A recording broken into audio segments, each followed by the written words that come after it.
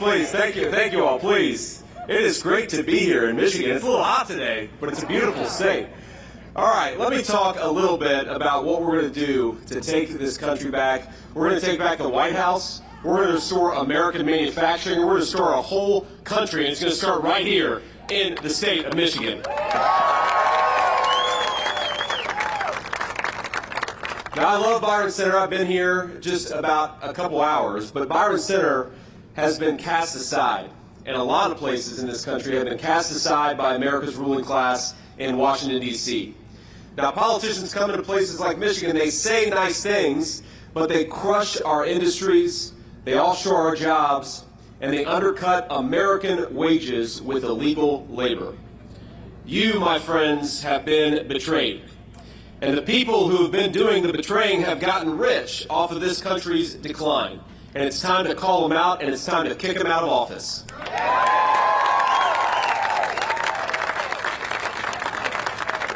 Now, when Kamala Harris raised the price of American energy, Michigan suffered, you suffered, good American jobs suffered, but you know who made a lot of money?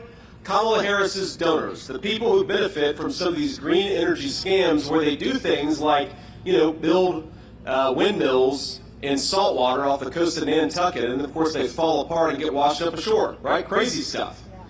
Now, when she forced Americans, using your tax dollars, by the way, to buy EVs made in China, it made Michigan a whole lot poorer, but it made the green energy lobby a whole lot richer. And this is a theme with Kamala Harris. I don't know if you noticed, but every time she makes a decision that makes us poorer or makes our country weaker, there is somebody standing behind her who benefits.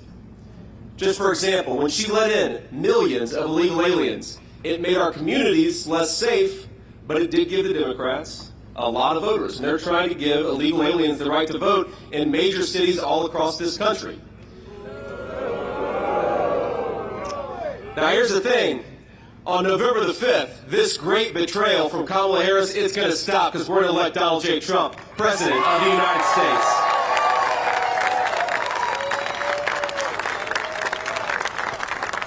Now, I grew up in a town not all that different from Byron Center, and I watched in my own community as jobs were sent overseas. And of course, it's not just people's checkbooks that suffer when they lose a good manufacturing job or they lose a good job in any industry. I remember seeing friends whose parents never fought but start to have their marriages unravel under financial stress from a lost job.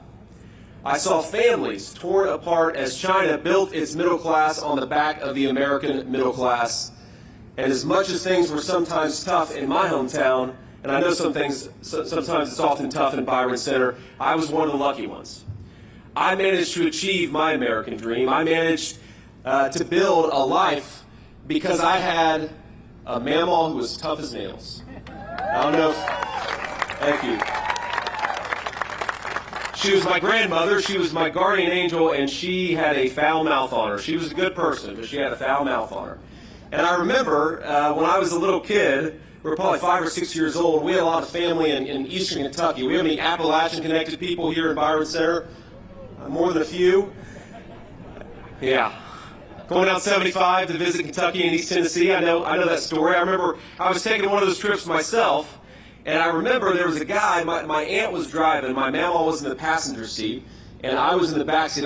There must have been, somebody got cut off or something, because this guy was driving like crazy, he was cutting us off, he was in a motorcycle actually, he was flipping us off, and you could tell he was just in a bad mood. And my aunt was telling me the story recently. She said, JD, you remember what happened next?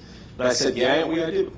I remember that Mamaw reached underneath her car seat, pulled out a .44 Magnum, and tapped it on the window. And that was the end of the aggressive driving on the highways of eastern Kentucky. But that woman, by the grace of God, I had her in my life, and I was able to achieve my American dream. I just wanted to be a good husband and father. I wanted to be able to give my kids the things that I didn't have when I was growing up in a poor family in Middletown, Ohio. And I was able to do it, yes, because of my mamaw, but also because this is the greatest country in the world. The American dream is still real, and we are here to fight, to protect it, and to build upon it. Every single day, that's what we're going to do. Now, one of the things that bothers me about our opponent in this race, Kamala Harris, she pretends to stand for normal Americans. She pretends to stand for their jobs, for the education of their children. But it is normal Americans, we know this, who suffer the most when politicians like Kamala Harris fail to do their job. You know, I remember my mamaw negotiating with somebody for Meals on Wheels. She was trying to get that person to give her more food so that she could share some more with me. And I think about that story, and I think about that moment in the context of this grocery affordability crisis that's affecting our people. It is people like my grandmother who suffer the most when food and rent become unaffordable for normal people. And this November, we're going to turn the page, my friends, on a generation of failed leadership. We're going to make America great again, and we're going to do it by electing Donald J. Trump, President of the United States.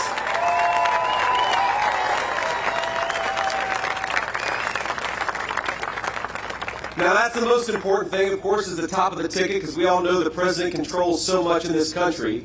We're also going to need a lot of help up and down the ballot. So I want to introduce a few people who are great Michiganders, who are great American patriots, and they are fighting every day for you and for this state. I want to start out with Michigan Senate Republican leader Eric Nesbitt. Where's Eric?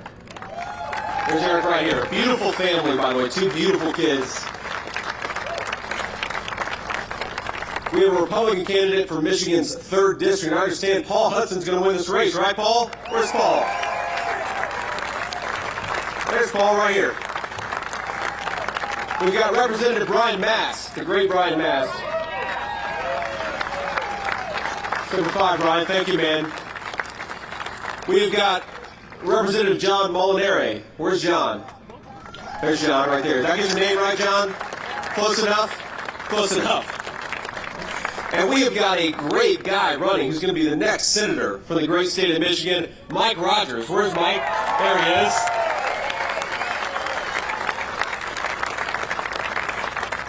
Now let's just compare the record of failure of Kamala Harris with the record of success of Donald J. Trump. President Trump created the strongest economy in history, at least within living memory of this country. Before the pandemic, in 4 years, America gained 7 million new jobs. Isn't that crazy? 7 million new jobs in just 4 years. Unemployment dropped to the lowest rate in 50 years.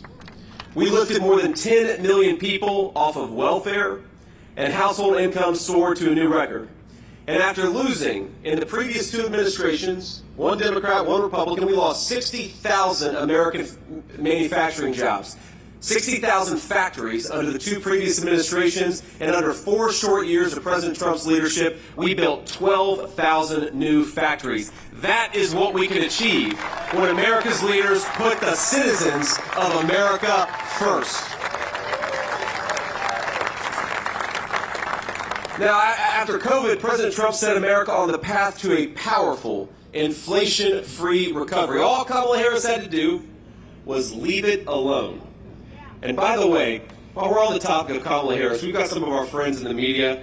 I just can't quite get over how dishonest the American media is about Kamala Harris. The craziest thing. Now we have to remember, for 3.5 years, people like Eliza Slotkin, who's running for Senate here in Michigan, and Democratic leaders all across the country, they would say things, and the American media would back them up, that President Biden, for 3.5 years, he's as sharp as he's ever been. He's sharp as a tack. Remember that? The American media act for 3.5 years like this guy was Albert Einstein.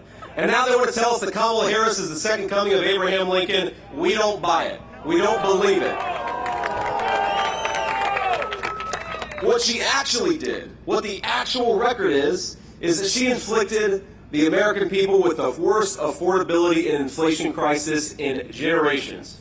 Now, this is not rocket science, my friends. When inflation happens, when the government spends and prints money that we don't have, that makes your hard-earned money worthless.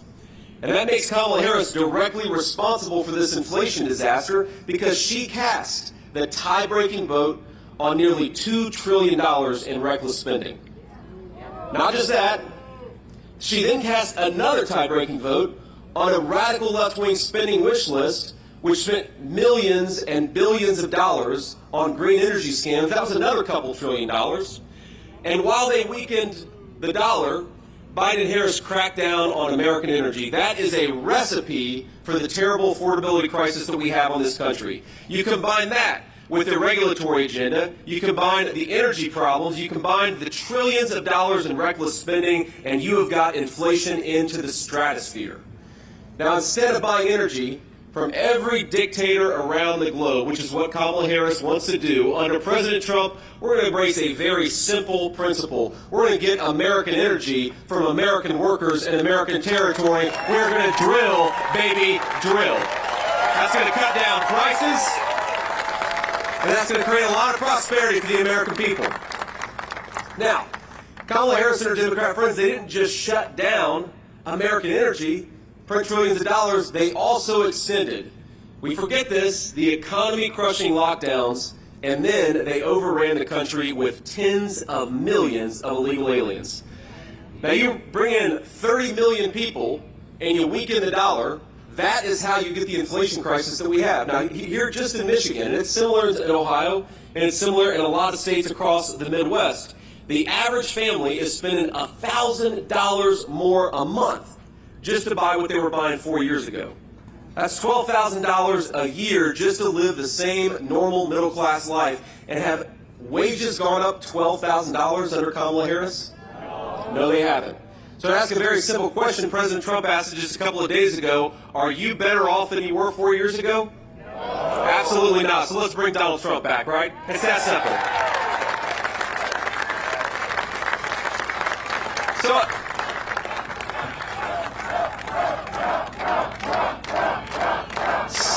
thank you. So under Kamala Harris, gas prices are up 50%. And I know we're a trucking company. You think truckers benefit when gas prices go up 50%? No. And neither do the people who depend on truckers, which is every single one of us. Housing costs have doubled. Grocery prices are up 21%. A record number of Americans are working multiple jobs. And I happen to believe in a simple principle that if you work hard and play by the rules, you ought to be able to afford a good life in the country your parents and grandparents built. Isn't that simple? Now, the housing market is the least affordable it's ever been. Mortgage rates have doubled, and that's thanks to Kamala Harris' spending policies. The average new car costs nearly $50,000 a year. And this November, my friends, we're going to send the message that Michigan chooses prosperity over poverty, and that we will never accept 4 more years of Kamala Harris. She's out of there.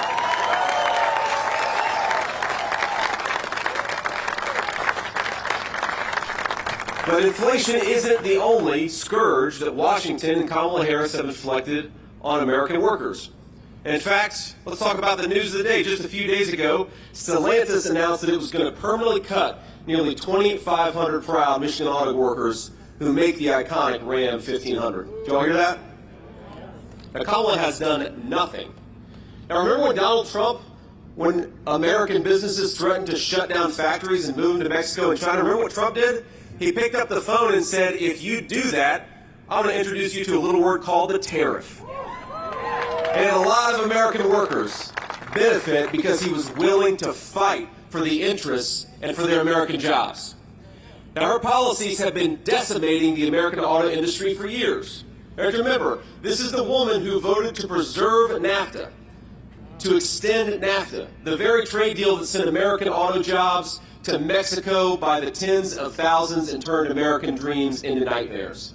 She supported these EV mandates that taxed you, took your money, and sent it to electric vehicles that are made in China instead of made right here in the state of Michigan, destroying thousands of Michigan auto jobs in the process. And it's not just the car jobs themselves. Y'all know this. It's the carburetors. It's the transmissions. It's the people who are making the components. They are the ones who suffer when Kamala Harris sends your tax dollars to Chinese-made cars. Well, Kamala Harris now is standing here in Michigan asking us for a promotion. I think it's time to say to Kamala Harris, no thank you. You are fired.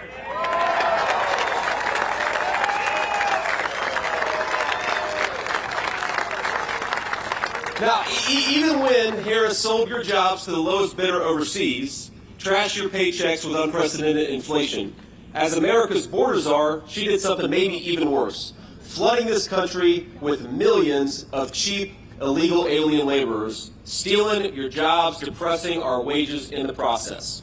On day one, just remember what they did. They promised they were going to do it, and then they did it. On day one, Biden and Harris suspended deportations. They stopped building the wall. I was at the wall a week ago, and you see it just laying on the ground, ready to be completed, and Kamala Harris won't let them.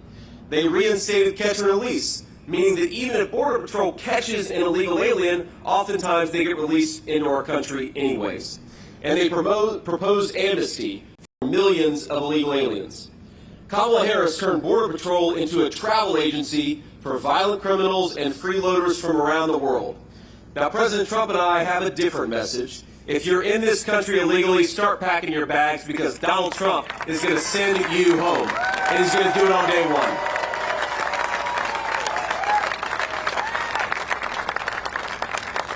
Now, we're in this incredible company, and we're at this incredible company, and I want to introduce just a few people who make this place possible, people who have been building American dreams, some of them for over a half a century. So we've got the great Mary Jane Cordes. Mary Jane, thank you so much for having me. I love you. It's great to have you.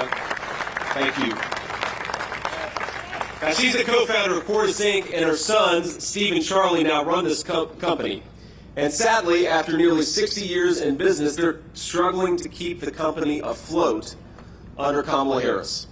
So I'm going to ask, if it's not going to embarrass them too much, Steve and Charlie, would you both come up and tell your story a little bit? Let's welcome up Steve and Charlie Cordes, great American business leaders.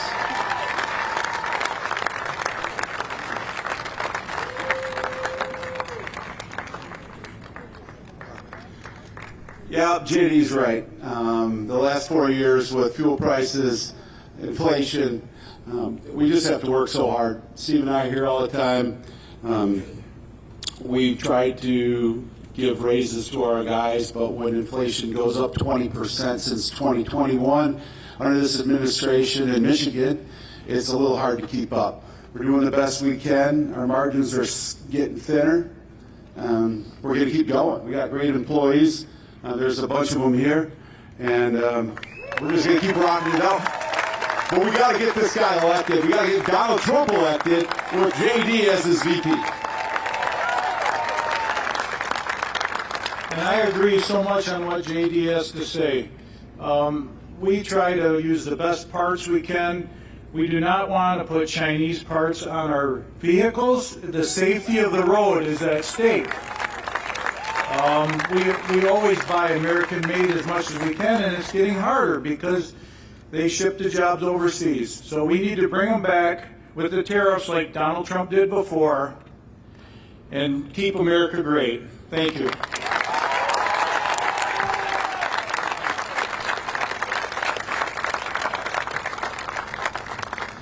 Well, I thank you all so much, and thanks so much for what you're doing. And isn't that crazy to think? You've got great American entrepreneurs who want to buy American, and it's getting harder and harder because Kamala Harris means that there's fewer and fewer things being built in this country. What a disgrace. We can do so much better. We got the best workers, the best people. We've got the best country. We just need American leaders to stop screwing it up. I also want to introduce one of their employers, Chuck Bixby, who's a very, very good dude. I met him earlier. He's a great Trump fan. Chuck, thank you so much for being here. You want to come on up and say a few words? Come on, Chuck. We're going to embarrass Chuck a little bit.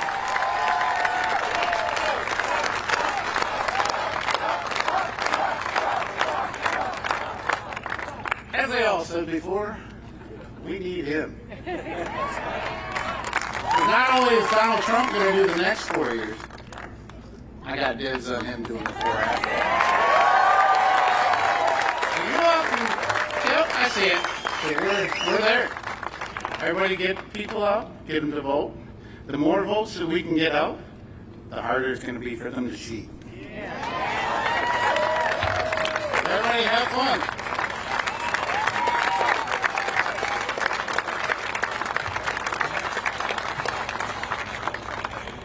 So, Chuck, I'm sorry for embarrassing you. I had to make you come up and say a few words. So let me just tell you a little story. Chuck reminds me of a lot of people that I knew growing up in Middletown, hardworking people who keep this country running. And it reminds me, sometimes Kamala Harris, she talks and the Democrats talk about the old economy versus the new economy. I like to talk about the real economy versus the fake economy. And the real economy is for the people who build things with their hands, who get it to our stores, who transport it from one place to another. Chuck is working in the real economy. Without a lot of American workers like him, this country would be screwed. So thank you, Chuck. Thanks for what you do.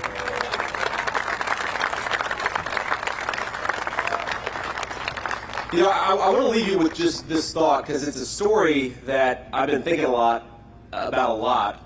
I've been on the campaign trail as the vice presidential nominee for all of about 4 weeks, and what an honor it is. But not long ago, I met a woman on the campaign trail, and she told me a story that really stuck out to me. She is a nurse, and her husband is recently retired. They're just middle-class people raising their grandchildren for reasons she didn't explain to me, but I'm sure all of us can guess why she's raising her grandchildren. And though this woman hasn't had an easy life, she told me about her home and her family without an ounce of complaint or resentment. Now, she wasn't angry at Kamala Harris for firing thousands of American healthcare workers for refusing to get a vaccine. She wasn't mad about that. She wasn't angry at her grandchildren for depriving her of an easy retirement, because she's a little on the older side and now she's got to take care of these grandkids. And she wasn't even angry at her daughter for leaving her an unexpected set of kids to care for. She lived her life, she cared for her family, and she did it without a hint of complaint. Now this, my friends, reminds me of my grandmother. This is the American spirit. A woman who does her duty, she does it well, and she doesn't expect a handout for doing it. God bless her.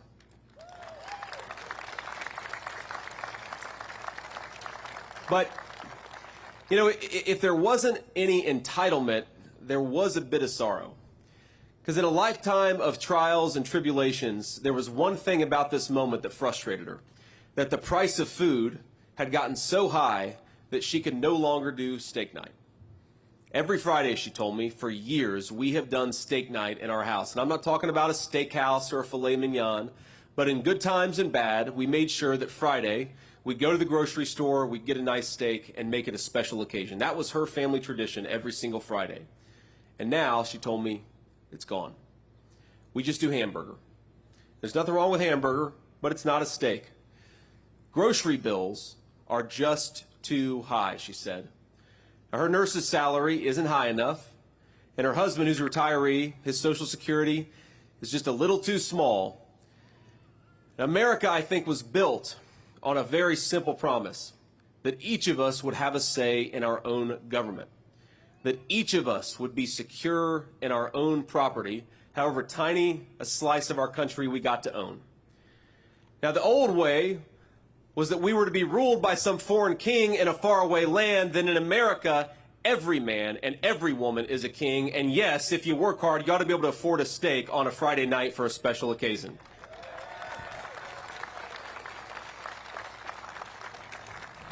Now, I was listening to Kamala Harris give a rally recently, because she doesn't talk to the media. She just talks behind a teleprompter. We're going to take some questions from the media after this, as a matter of fact. But she said she's going to tackle the affordability crisis affecting American families on day one. Think about that. Kamala, day one was January of 2021.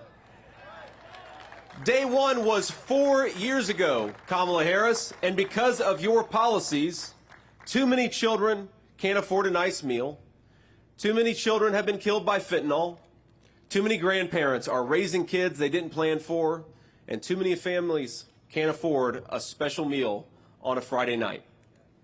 Now, the media, our friends in the back, they make a lot of noise, make a lot of news about the new tone of Kamala Harris's campaign. Have you seen this? They say, Kamala Harris, you can tell she's excited.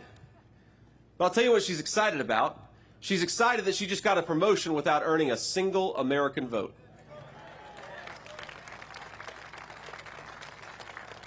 She says she's having fun. But while she's having fun, Americans are suffering under her policies. When she laughs during a speech, remember that there are American families crying this very day because they cannot afford groceries. When she does these rallies and does these events and does these fake dances, remember that there are parents who lost their children to drugs or violence who will never see their children move again much less dance again.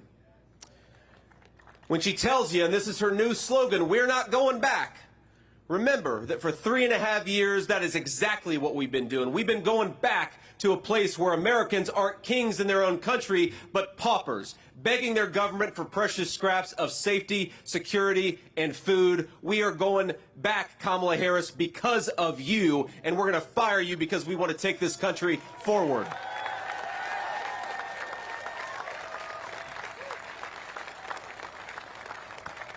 Now, I cannot get over, my friends, about everything about her campaign is fake.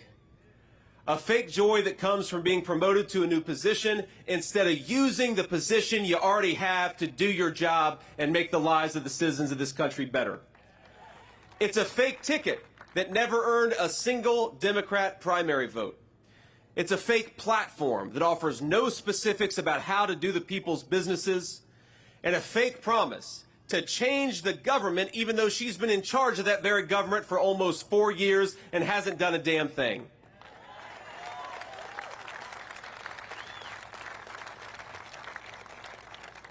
Donald J. Trump's campaign instead offers something very, very different. Not a fake optimism, but a very real hope. A hope and a vision to see that hope become reality in this country once again. A hope that we have the best workers in the world, so we're going to stop shipping their jobs to China and build more things right here in the United States of America. A hope that if we unleash American energy and American farmers, food and energy will become affordable in this country again. A hope that if we build more homes and stop foreigners from buying the homes that we have, the American dream of home ownership is going to become real again. It is a hope that we can close the border and stop the drugs if we empower the Border Patrol and back the blue in Michigan and everywhere else.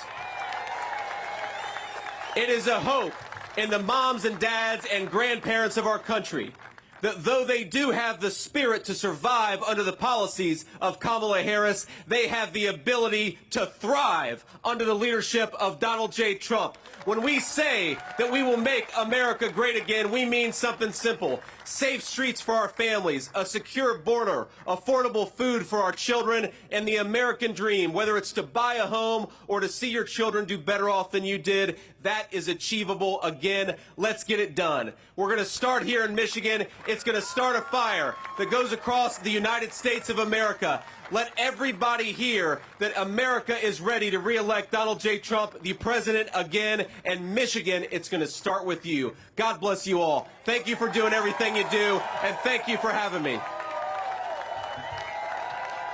Thank you. Love that flag. Thank you, man. You guys.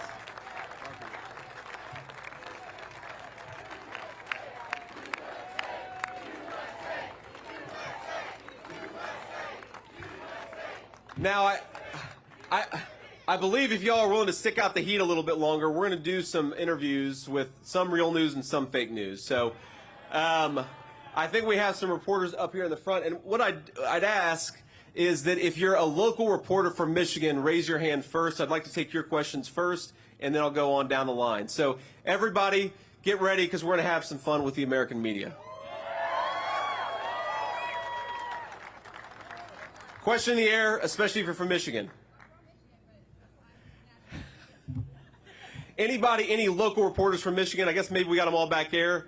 Okay, they're on camera.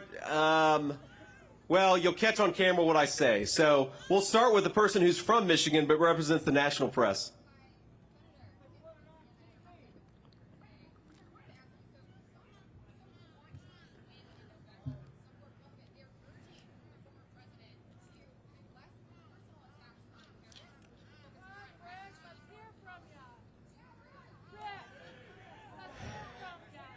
Well, look, the question, I'm not going to repeat that question because it's kind of insulting to our president. So I'll repeat the ones that aren't insulting to our president. Look, here's the answer. To the people who say that Donald Trump should do something different, they had an opportunity to make Donald Trump do something different by challenging him over 3 separate primaries, every single one of which he won.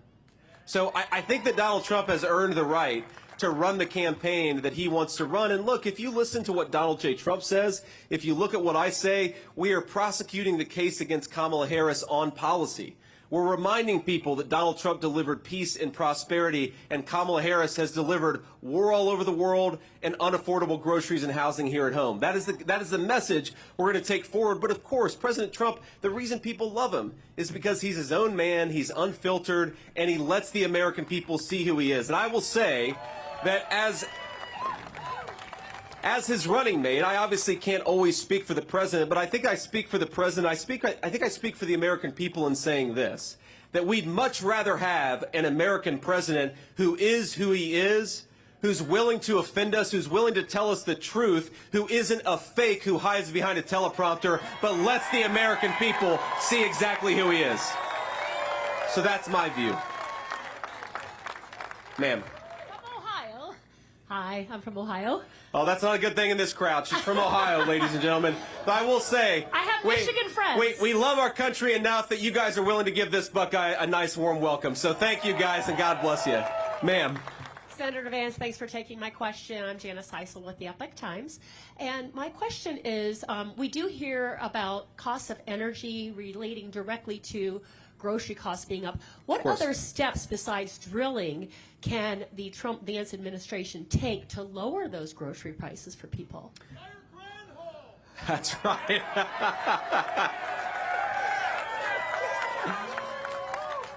Well, the first is we're going to fire the agriculture secretary, right? She's not doing a very good job. But look, a couple of things. First of all, drill baby drill is a big part of lowering the cost of the cost of food.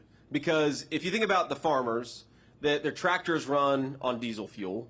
To ship the food, they got to get it to go somewhere, and that requires fuel. The fertilizer, a lot of times, comes from natural gas. If we drill baby drill and take advantage of the incredible bounty of this nation, we are going to lower food prices in a very big way for American consumers. That's just a matter of fact.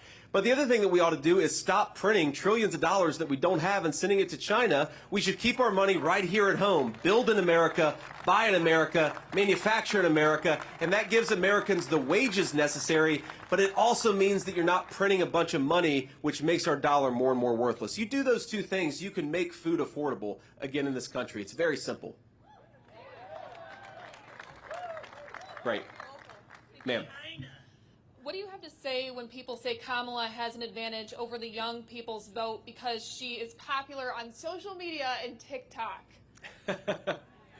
Well, look, I'd say the reason that Kamala Harris does a lot of social media, but we do a lot of social media too, but she doesn't have any ability to be unscripted. Why? What is she going to do other than play around on TikTok? She sure as hell isn't giving interviews. She's not standing before the American people answering questions, right? Now, at least from what I've seen, President Trump and I have great presence all across social media. He just did an interview with Elon Musk on X that had hundreds of millions of American listeners. It sounds like a lot of people in the audience. So I think we're doing great on social media. But my message to young people, look, I'm the only millennial, the first millennial in the history of a national ticket. And my message to young people is we want you to be able to build a life in this country. If you work hard and play by the rules, we want you to be able to afford a house. We want to bring mortgage interest rates down so that you can actually get a loan to buy that house. We want you to be able to raise a family if you so choose without having it destroy your checking account. And we have got the policies to make that happen. So I think that Kamala Harris, assuming that she can run this filtered campaign hiding behind a teleprompter, young people are smart.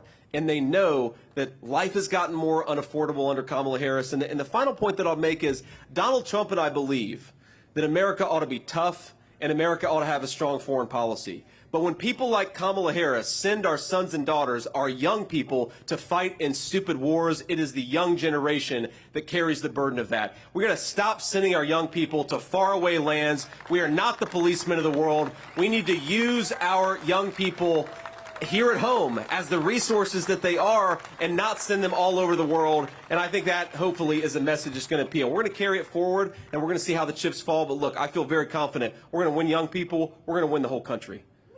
Sir.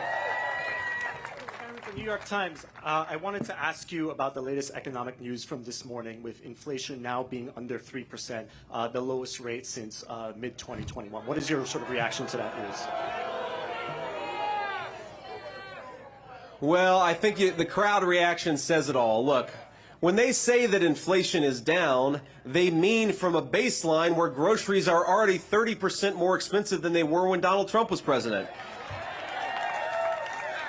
And they're not saying it's coming down, they're just saying it's not going up as fast as it was 3 years ago. That is not a reputation or a record to brag on, that's a record to be ashamed of. Why did it take them so long to get inflation to where it is, and why are prices so high? It's because Kamala Harris failed to do her job. So if they want to go around, and this is, you know, it's funny. Kamala Harris, on the one hand, will say, on day one, we're going to tackle the affordability crisis. And like I said earlier, Kamala Harris has been the vice president for 3.5 years. And I think, ladies and gentlemen, she's in effect been the acting president, because we all know Joe Biden isn't home. So she's been the one controlling government policy for 3.5 years. She says she wants to tackle the affordability crisis on day one. And then on the other hand, she'll say, oh, we've already got inflation under control. Well, which is it, Kamala? Which is it? The simple truth is America's credit card debt is getting higher. Americans are finding the basic necessities of middle-class life less affordable. Americans are becoming, especially young people, are becoming paupers in their own country. If we don't do better, our young generation, they're not going to own anything. They're not going to have anything. They're going to be renters in the country that their parents and grandparents built. Inflation is a disaster. Kamala Harris does not have a leg to stand on.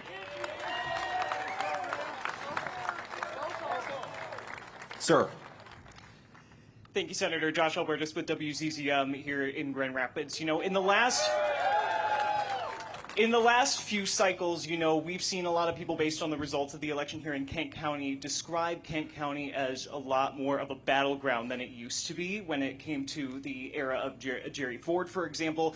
Contextualize, you know, to what extent you believe the campaign is trying to put resources into Kent County specifically. What kind of narrowed that down? Well, look, we love Kent County, and we think that it's going to be an important part of the election. But we think, look, the entire state of Michigan is important, right? There are areas in Michigan like Detroit where we're not going to do quite as well as we want to, but we're going to put as much resources as possible because we believe there are a lot of voters in Detroit who want to vote for Donald Trump and JD Vance. We just got to get them to the polls, and we're going to work hard for every vote. We believe there are rural parts of Michigan where we're going to win by 85%, but why not make it 90%? So we're going to work hard for every single vote all across the state of Michigan. I wouldn't say any one county is more or less important. The whole state is important because, look, there is no state that perfectly exemplifies what is broken about American policy in Washington. This was one of the wealthiest states in the entire country for pretty much the entirety of the post-World War II era. This is a state that had a proud manufacturing tradition where whether you went to college or graduated from high school or did something in the middle, you could build a middle-class life so long as you worked hard and played by the rules. And then thanks to a generation of failed leadership, Michigan has seen thousands of manufacturing jobs disappear. We have got to do better. And I think the reason you see Michigan, people used to call it a blue wall state. I think Michigan is a red wall state now because people are sick of losing their livelihoods and losing their jobs, and they know Donald J. Trump is going to be good for both. And I'll take two more questions here. Yeah. Senator, yesterday on America Decides, I'm with CBS News, by the way, the UAW president said that Donald Trump and Elon Musk sneered at labor workers when talking about how Elon Musk fired folks looking to organize. The Teamster president, who also spoke at the RNC, called this economic terrorism. What's your reaction to the backlash that Donald Trump's getting from that interview? Well, look, I like the Teamsters president. I think he's a good guy, but I think he's wrong about this because Donald Trump was not talking about firing Michigan auto workers. He was talking about firing the employees of Twitter who use their power to censor American citizens. Those people ought to be fired. If you censor Americans from exercising their First Amendment rights, you absolutely should be fired. Donald Trump's exactly right. Now, what Donald Trump has also done more than any president in my lifetime, 60,000 factories closed in the 16 years before Trump became president. In just the 4 years that he was president, he reversed that trend and opened 12,000 factories. This is a guy who's fighting for American jobs. And my message to Sean Fain, who's the head of the UAW and stands up next to Kamala Harris and sounds like a communist, is, trust me, I talk to a lot of UAW workers. They want a president who fights for their jobs. They want a president who will shut down this garbage at the border. They want a president who will stop sending American money to buy Chinese-made cars. American money ought to make ought to buy American cars. And UAW workers and non-union workers, we all believe in that message. That's why Donald J. Trump is going to win Michigan, and he's going to win the whole industrial Midwest. And then we'll do one more question. Any other Michigan people, Taylor? Yes, sir. Josh Berry, Fox 17. Hey, Josh. WXMI Grand Rapids. All right, so we've got at least 2 good reporters here. Is that what I'm hearing? I'm rounding out the local journalists here. Look, this is a unique showing right here, taking questions from local journalists. Not necessarily, it's been unorthodox for a local rally like this. What are you hoping to show or say to voters, or is this a message to the Harris campaign, taking questions at a rally in front of people here?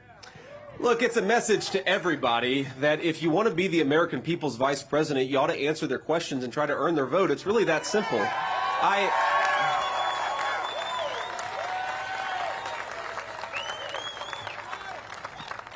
You know, you think about this, and I'm only 40 years old, but I've been in public life long enough to know that sometimes you need to explain certain things, or sometimes new things come up and you've got to answer people's questions. How are you going to address that issue, or how are you going to address this issue? You have got to stand before the American people and answer tough questions if you want to do this job. And it is scandalous that Kamala Harris is running from the media, but more importantly, she's running from the American people. That's a disgrace. I've never seen a presidential campaign in the history of my life where a person is asking to be the president of the United States, but she's afraid of you guys. Now, look, I'd say that some of you, I think, are perfectly fine journalists. Some of you, no offense, are fake news. But whatever your background in journalism, if you can't answer questions from the media, do you think you're going to be able to take on Vladimir Putin or Xi Jinping? If you're afraid of answering before the American people, how can we possibly trust you to sit in a room with world leaders and represent the American people? What?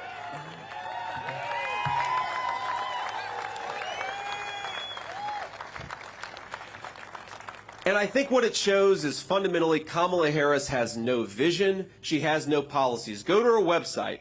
Ask yourself, what is it that Kamala Harris wants to do for this country? And the answer is, she has no idea. None of us have any idea. What Kamala Harris is going to do for the American people is exactly what she's done for the last 3.5 years, which is fail. So we cannot give her a promotion. We've got to say, you are fired. God bless you all. Thank you so much for being here. Michigan, get out and vote. Get your friends and family to vote. Volunteer if you're able. I love you guys. I'll see you soon. We'll be back in Michigan quite a bit. God bless y'all.